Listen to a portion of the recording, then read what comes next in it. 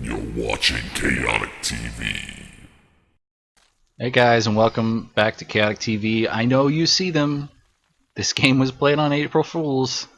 We're on Ohana, and we'll talk about the Warhounds in a minute. We're in the bottom right with our Blue Zerg player from Team Acer. He is Bly.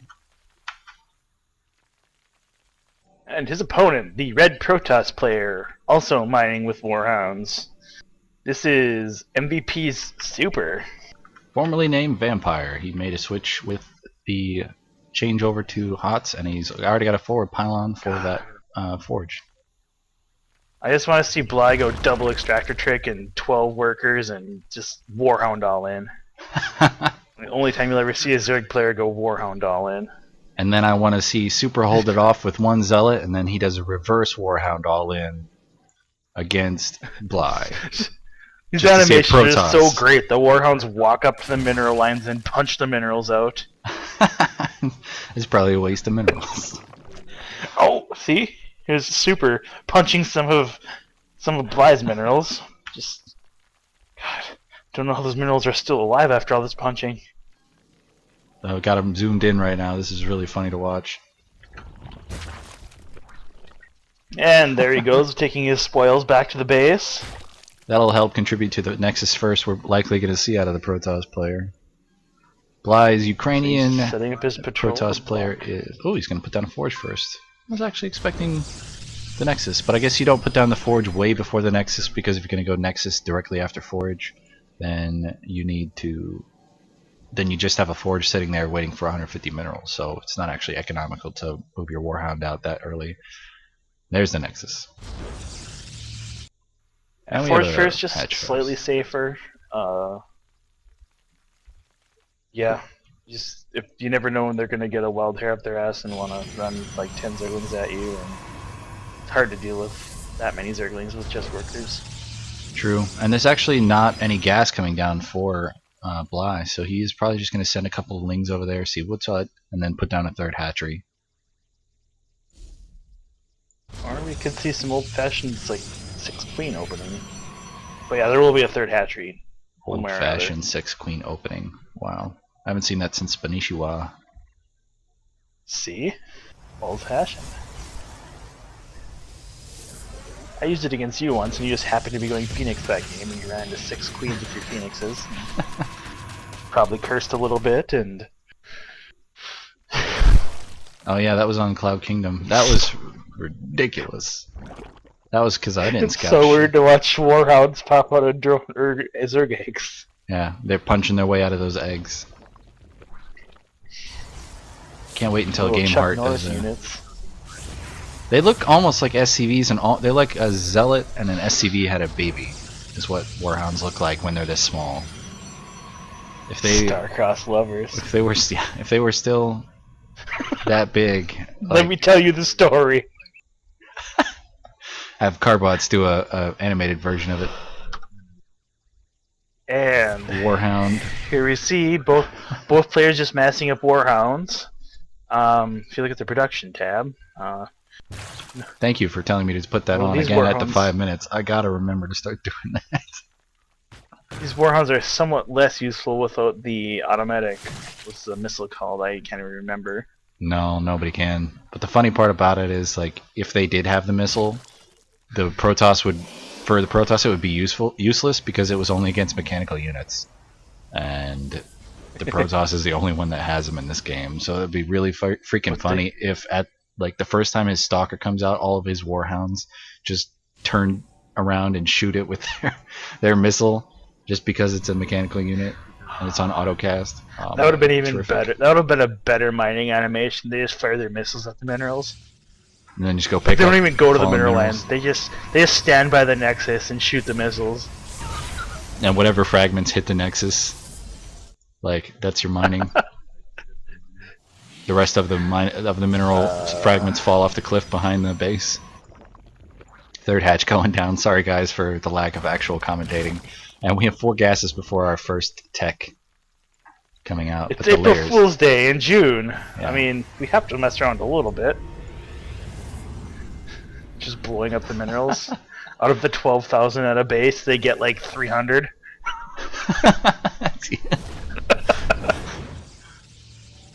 Just some random range of minerals between like 300 and 1,000. They don't get all of them, and like every player is hoping that they get the largest fraction of the minerals at a base. Okay, well, in other news, in this game, this is a relatively slow third for Bly, compared to what you normally see against a fast expanding Protoss player. That being said, he has his first 2 bases all saturated. He's got layer just finishing, and nothing associated with that yet. Oh, Spire, there it is. So we'll see some mutas coming up here to harass with. Yeah, it was a relatively slow third because he got both queens before he actually started the third. And these sentries are tickling an overseer cocoon for a while. Oh, that's actually kind of funny. And there's and it finished, and now all of a sudden it has magical health. Calculated. Well, I knew that overseer was safe. And now it's got I guess enough that's for one a option. changeling. Will it turn into a warhound? Rather, one alternative to the sacrificial overlord is to just, when it starts getting attacked, morph it. But we see him, or Super, setting up for this Immortal Sentry push. He's going to try to... he's moving out really early. Yeah, he doesn't even have a forward pylon down yet. Around one attack.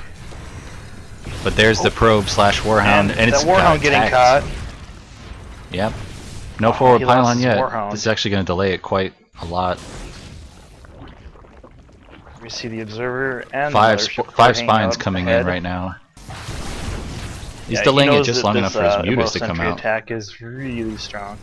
He's going to have 9 mutas right away, and another one a second after that. Sentries do relatively well against mutalisks. Yeah, they can throw up a guardian shield and really reduce the damage from the glaives at least.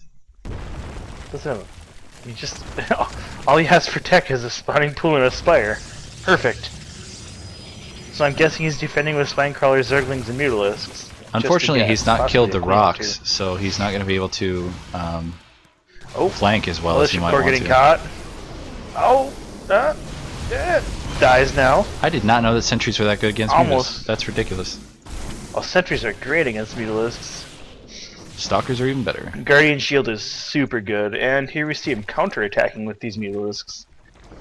This is the weirdest Immortal Sentry push. Now, that's an interesting strat. You see more, just a whole ton of spines. For some reason, he's not attacking the vulnerable third, but he wants to fight these spine crawlers. Good force fields here, keeping zerglings out. Spine crawlers poking away at sentries. They should maybe focus that weak immortal, but yeah, but 4 have died before the immortal was able to die, and they still got a full health immortal left. One more spine's gonna fall. All the zerglings are dead.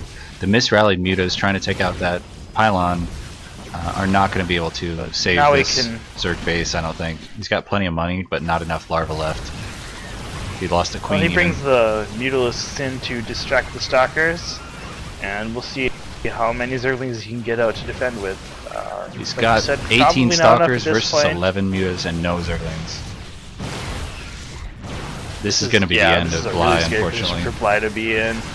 Super just has too much here attacking him. These spine crawlers aren't going to have time to finish.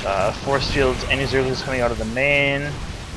But yeah, there's just way too much stuff here. This is a stompage. Bly is just...